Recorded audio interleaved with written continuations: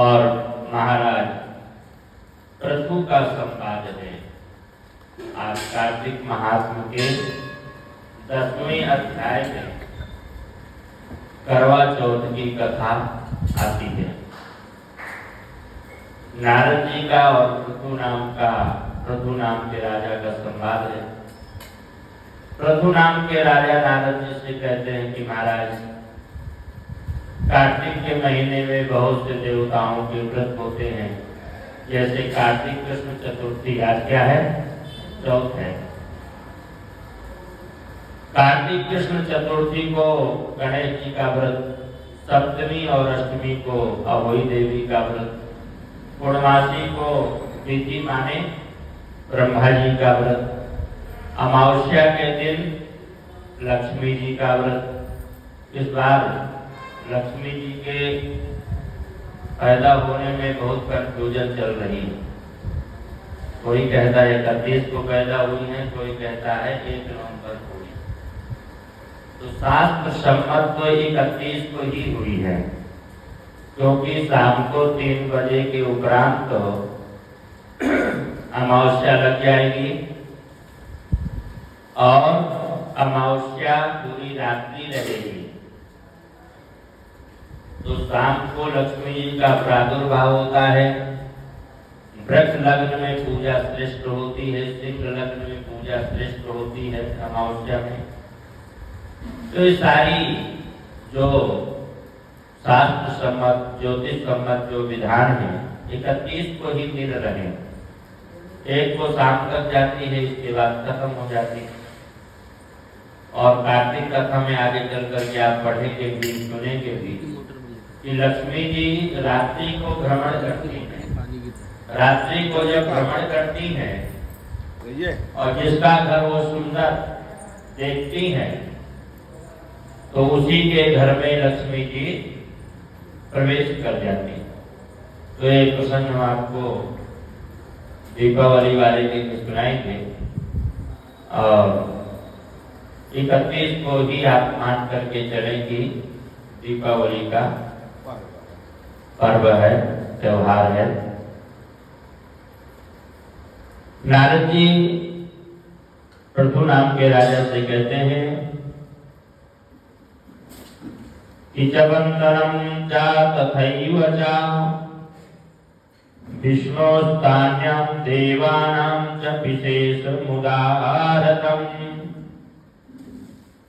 आगे पृथु नाम के राजा कहते हैं कि विष्णु पूजत्वया प्रोक्ता सेतिहासं श्रुतं मया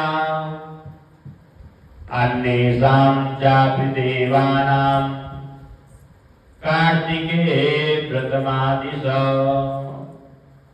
कस्य काश्यां तिथौ प्रोक्तं व्रतानां व्रतमुत्तमम्।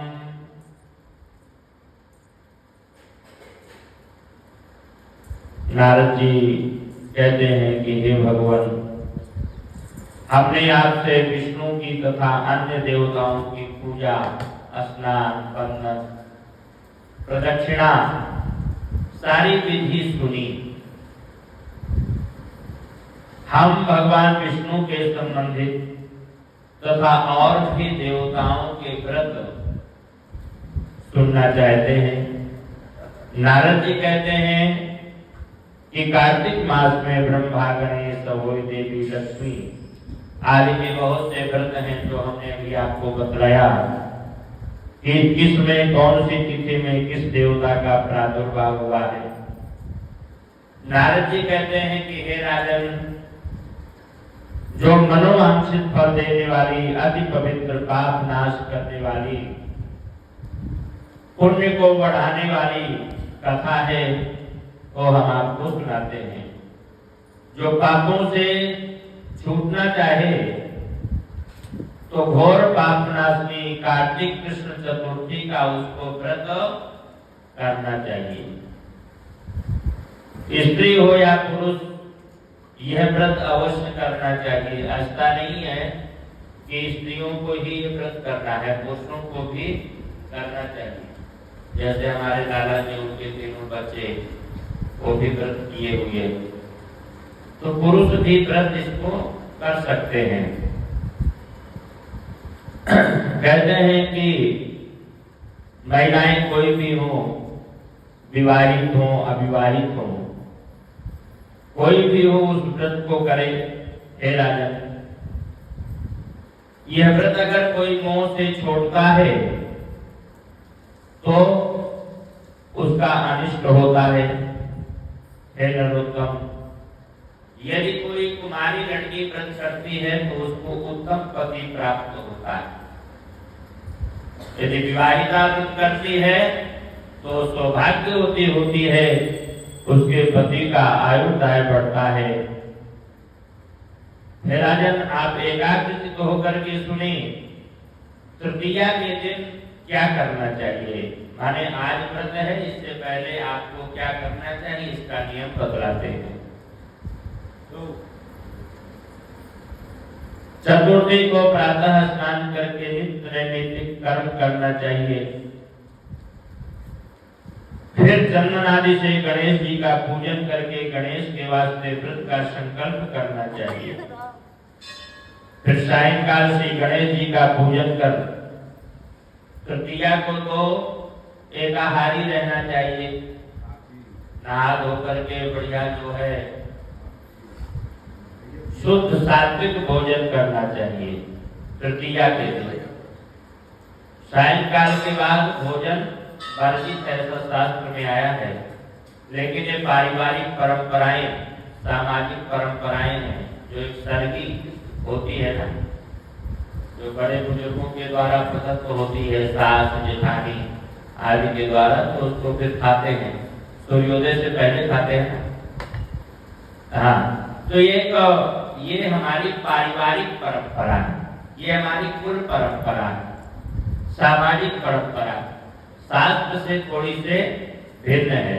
और जो सामाजिक पारिवारिक जो कुल परंपराएं होती हैं, इनको भी जो है प्राणी को करना चाहिए। तो ये परंपराएं भी करना चाहिए। आगे चतुर्थी को कहते हैं कि चतुर्थी को प्रातः काल स्नान कर नित्य नैमित्तिक कर्म करे और गणेश जी महाराज का चंदन आदि पुष्पमाला आदि से उनका पूजन करना चाहिए।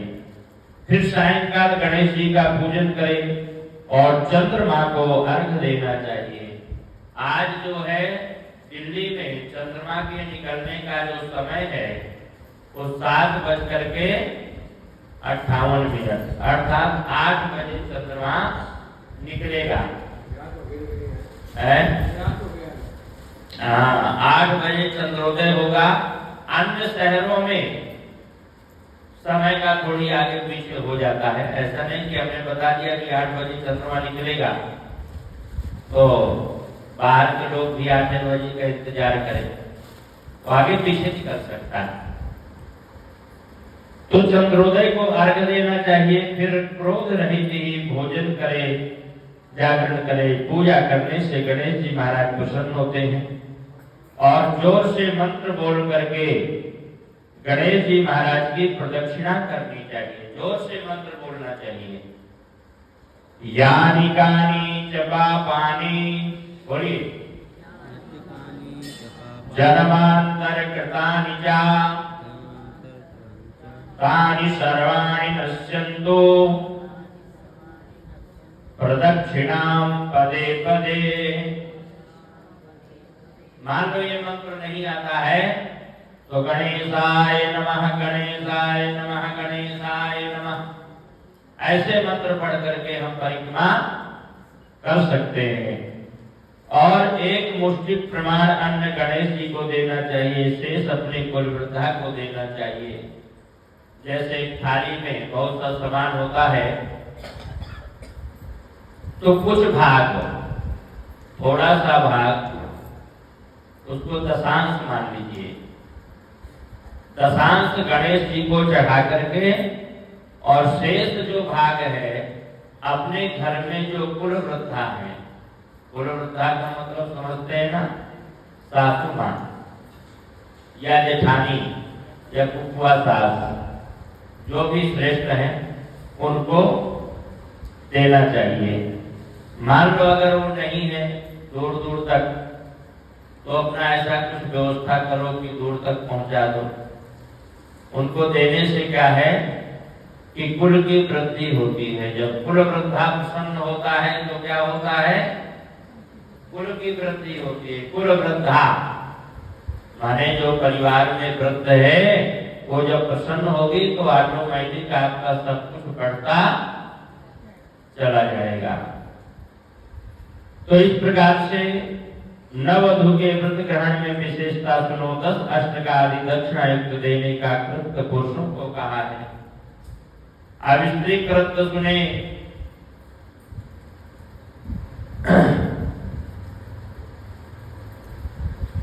विधि पूर्वक चतुर्थी के दिन सूर्योदय काल की स्थिति बतलाते हैं। जैसे अभी बतला चुके कि स्नान आदि करके सारे उत्सव करने चाहिए। सुवर्ण आदि जरूर धारण करना चाहिए। माने सोने और चांदी की चीजें सौभाग्यवती महिलाओं को जरूर धारण करना चाहिए। लेकिन एक प्रार्थना है हमारी कि शाम को जब अपने मंदिर में 4 बजे कथा होगी, 4 बजे हमारे यहाँ कथा प्रारंभ हो जाती है और कथा जरूर सुनना चाहिए। जैसे अभी सुन रहे हैं तो 4 बजे की भी कथा सुनना चाहिए। कथा न सुनने से क्या होता है, क्या होता है, व्रत कर रहे हैं उसका पूरा फल नहीं मिलेगा, आधा मिलेगा। इसलिए कथा जरूर सुने। तो 4 बजे जब आप लोग आए तो सब कुछ पहने, लेकिन सोना पहन करके ज्यादा आने की आवश्यकता नहीं है। कहाँ निकम्मे लोग बैठे हों, खड़े हों, घूम रहे हों, उनका कोई भरोसा नहीं है। तो ज्यादा खतरा मोल नहीं लेना है। सोना भी आजकल जो है लाख में पहुंच गया। गले में जंजीर है मारा, उसका तो लाख बन गया, लेकिन आपका सारा करवा चौथ रखा रह गया, मूड खराब हो गया। हाँ, तो पहनना है तो घर में पहनना, घर में पहन करके ही अपने घर में ही पूजन करके गणेश जी महाराज के सामने प्रसन्नता से उस आभूषण को धारण करके और वहीं अपना उतार करके रख दें। तो इस प्रकार से सुवर्ण आदि धारण करें और शाम सायंकाल जब कथा सुने तो जो पात्र रहता है और घेरा बना करके जब महिलाएं बैठती हैं तो एक दूसरे को वह पात्र देना चाहिए और उस पात्र को घुमाना चाहिए। जब उसका पात्र अपने पास आ जाए तो उस पात्र को जो है चुम्बन करना चाहिए और माथे में लगाना चाहिए। हे सौभाग्य और मंत्र भी जो है बोलना चाहिए। क्या मंत्र बोलना चाहिए कि कर्कम ग्रहाण कामाढ्यम सर्व काम प्रदम शुभम काम संकल्प ससिद्ध्यर्थम कर्कम प्रतिगृह्यताम दीपम ग्रहाण संदीप्यम कांत्यादिक्त शुभानने नेत्र ज्योति प्रदम बाले तस्मात् दीपम प्रगृह्यताम मंत्राणि मानिना वसः एकै मेके सो नृप पात्राणि चालयेष्टा पठित्वा स्वानि योषितः दसमे ब्राह्मणे प्राप्ते इमं मंत्रं पठन्तु वै। कहते हैं 10 बार उस पात्र को घुमाना चाहिए। कितनी बार? 10 बार घुमाना चाहिए। इससे गणेश जी महाराज बड़े प्रसन्न होते हैं। इसके बाद फिर ब्राह्मण को दक्षिणा दे करके और ब्राह्मण को प्रणाम करना चाहिए। ब्राह्मण के मुख से कथा सुननी चाहिए। कहते हैं पीछे चंद्रमा जब निकल आए तो पीछे चंद्रमा को अर्घ देना चाहिए। कथा तो शाम को 4 बजे से प्रारंभ हो जाएगी और ये कथा करीब 7 साढ़े 7 बजे तक चलती है। तो जब आपकी इच्छा हो तब आ जाइए, ठीक है। लेकिन चंद्रमा तो 8 बजे ही निकलेगा। हाँ, चंद्रमा पहले नहीं निकलेगा। तो चंद्रमा को अर्घ दे करके और दान पूर्वक भोजन करे। दान का मतलब एक थाली मंदिर के लिए, ब्राह्मण के लिए जो भी है या जैसा भी व्यवस्था हो तो निकाल करके फिर भोजन ग्रहण करना चाहिए। सुंदर सौभाग्यवती होती है और जो कोई स्त्री मद से व्रत नहीं करती उसका अनिष्ट होता है। नारद जी कहते हैं कि राजन इस व्रत को किसी को छोड़ना नहीं चाहिए। आगे पृथु जी महाराज कहते हैं कि महाराज आपने तो कार्तिक कृष्ण चतुर्थी का जो महत्व है इसको तो आपने बहुत तगड़ा बतलाया, इसको व्रत करने से बड़ा अच्छा फल प्राप्त होता है। लेकिन गणेश जी का व्रत तो साल में कितने बार आता है? 12 बार आता है। हर महीने में कृष्ण चतुर्थी आती है और उसका व्रत होता है। तो एक कार्तिक का इतना बड़ा महत्व क्यों आपने बतलाया? और किसने इस व्रत को पहले किया? मृत्यु लोक में कैसे प्रकाशित हुआ? ये सारी बातें हमको बताएं। नारद जी कहते हैं, सुनिए। भद्रावतीपुरी में सुधर्मा नाम का एक राजा राज्य करता था। कौन सा नगर था? भद्रावती। भद्रावती नगर में सुधर्मा नाम का राजा राज्य करता था और उसके देवमो, सुधर्मा, जयशर्मा, सुसोमन 4 पुत्र थे। लेकिन जब हम शाम को कथा सुनेंगे तो कितने पुत्र हो जाएंगे? 7 पुत्र हो जाएंगे। 7। अभी की कथा में 4 हैं, शाम को 3 बढ़ जाते हैं, ठीक है। तो शाम को 7 पुत्र होते हैं, उनकी एक बहन होती है। तो उस राजा के 4 पुत्र थे और उनकी एक पुत्री थी जिसका नाम था वीरावती। वीरावती का विवाह देवव्रत के साथ हुआ। दोनों बड़े आनंद पूर्वक रहते थे। एक दिन देवव्रत घर में बैठा हुआ कुछ कार्य कर रहा था, इतने में एक सर्प आया और देवव्रत के पैर में काट लिया और देवव्रत की मृत्यु हो गई। लेकिन पूरी तरह से मृत्यु नहीं हुई थी, सांस कहीं ना कहीं चल रही थी। पूरे घर में रोना पीटना शुरू हो गया। वीरावती भी जोर जोर से रोने लगी।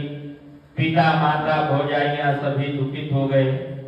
इतने में पुलस्त जी का आगमन होता है। एक पुलस्त जी कौन है? रावण के दादा। उत्तम कर पुलस्त कर नाती। ये पुलस्त बहुत बड़े ऋषि हुए हैं, बहुत तपस्वी ऋषि हुए हैं, उनका आगमन हो जाता है। तब सुधर्मा राजा ने हाथ जोड़ करके पुलस्त ऋषि से प्रार्थना किया, भगवान किस पाप से मेरी कन्या विधवा हुई है? ऐसा कौन सा कर्म किया है इसने जिसके कारण से इतने बड़े दुख को यह प्राप्त हो रही है? पुलस्त जी कहने लगे, राजन तुम्हारी कन्या ने कार्तिक कृष्ण चतुर्थी का जो गणेश जी का व्रत होता है, जिसको करवा चौथ का व्रत कहते हैं, इसको प्रमाद बस छोड़ दिया है, जिसके कारण से यह दुख इसको प्राप्त हुआ है। एक समय ब्रह्मा, विष्णु आदि सभी देवता एकत्रित हुए और सभी देवताओं ने दैत्यों के नाश के लिए मंत्रणा किया, मीटिंग किया, विचार किया कि दैत्यों का नाश कैसे किया जाए। तब गणेश जी, ब्रह्मा जी बोले कि गणेश जी महाराज का आप लोग व्रत करिए। गणेश जी महाराज का एक ऐसा व्रत है जो सर्व दैत्य नाशक है, सभी दैत्यों का विनाश करने वाला है। ये गणेश जी महाराज का व्रत है। तो सभी देवताओं को ये बात बहुत जच गई, बहुत पसंद आई। तब सब ब्रह्मादि देवता गणेश जी से कहने लगे कि परम पुरोहि वरदान मांगो। गणेश जी ने कहा कार्तिक कृष्ण चतुर्थी में गणेश जी का देवताओं ने व्रत किया और उस व्रत के प्रभाव से दैत्यों का विनाश हो गया। जब दैत्यों का विनाश हो गया तो गणेश जी बोले महाराज आपके कारण सब हुआ है, तो आप वरदान मांग लीजिए। गणेश जी से कहने लगे वरदान मांगिए, तो गणेश जी कहने लगे यदि आप वरदान देना चाहते हैं तो आप सभी लोग या स्त्री पुरुष जो भी है कार्तिक कृष्ण चतुर्थी को गणेश जी महाराज की प्रसन्नता के लिए व्रत करें। सभी लोग व्रत करें और जो कोई सौभाग्यवती स्त्री व्रत करती है उसका पति चिरंजीवी होता है। यही वरदान हमको आप दें। दैत्यों ने गणेश जी महाराज को ऐसा वरदान प्रदान कर दिया। तब देवों ने कहा ऐसे ही होगा, कार्तिक कृष्ण पक्ष चतुर्थी में जो तुम्हारा कोई व्रत करेगा उसका पति अल्पायु होगा तो भी दीर्घजीवी हो जाएगा, चिरंजीवी हो जाएगा, और नहीं यदि करता है तो अनिष्ट होगा। देवताओं के वरदान से स्त्रियों को ये व्रत बड़े प्रयत्न से करना चाहिए और तुम्हारी कन्या ने महाराज इस व्रत को नहीं किया, प्रमादवश जो है इस व्रत को उसने छोड़ दिया है, इसलिए राजन ऐसा हुआ है। ये सुन करके राजा कहने लगे कि महाराज जो हो गया सो हो गया, गतम न सोचा भी कृतम न मन्ने। अब हमको क्या करना चाहिए? जो समस्या उत्पन्न हुई है तो समस्या का निदान करना है। समस्या के बारे में सोचना नहीं है, समस्या तो आ गई, अभी समस्या का निदान कैसे हो ये आप बतलाइए। तो मेरी कन्या सुख से रहे ऐसा कोई बढ़ता नियम बतलाए। तो पुलस्त जी महाराज कहने लगे कि देखो कार्तिक कृष्ण पक्ष चतुर्थी को जब व्रत आए, कार्तिक का जब महीना आए उसमें चतुर्थी का व्रत आपकी पुत्री रखे, गणेश जी की प्रसन्नता के लिए गणेश जी का पूजन करे, गणेश जी की कथा करे, शाम को चंद्रमा को अर्घ दे, ब्राह्मणों को दान करे, बड़े वृद्धों को प्रणाम करे, अपनी सास और जो भी कुलवृद्धा है उनको दान मान से सम्मान करे, तो जाकर के इसको पुनः सुख प्राप्त होगा। ऐसा पुलस्त जी महाराज ने किया और वीरावती ने वैसे ही कर दिया। इससे उसको सुख की प्राप्ति हुई, उसका पति जीवित हो गया। इससे स्त्री पुरुष कोई भी यदि इस व्रत को करते हैं तो उनको सौभाग्य की प्राप्ति होती है। कार्तिक कृष्ण चतुर्थी का व्रत करे, कथा सुने, कथा न सुनने से इसका आधा फल प्राप्त होता है। कार्तिक में कथा सुनने से प्राणी को 10 गुना फल की प्राप्ति होती है। अब आप अभी लोगों ने कार्तिक की कथा सुनी, करवा चौथ की कथा सुनी, तो 10 गुना फल की प्राप्ति हो गई। शाम को जब सुनेंगे, और कथा तो यही है, थोड़ी सी कहने का तरीका अलग हो जाएगा, तो 10 गुना शाम को भी फल मिल जाएगा। तो कितना फल हो गया? 20 गुना मौज आ गई है। तो इस प्रकार से जो है शाम को भी कथा सुने और अभी भी कथा सुन करके आपने फल की प्राप्ति किया, और जो आज की कथा सुनता है उसको 1000 गौदान का भी फल प्राप्त होता है। तो इस प्रकार से नारद जी महाराज ने गणेश जी की प्रसन्नता के वास्ते, गृहस्थों की सुख शांति समृद्धि के वास्ते महाराज प्रभु के प्रश्नानुसार इस कथा को श्रवण कराया, और हमने आप लोगों को श्रवण कराया।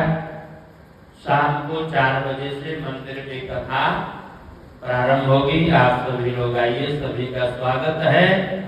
अब वृंदावन बिहारी लाल की, लक्ष्मी नारायण भगवान की, श्रीमन नारायण नारायण नारायण भजन नारायण।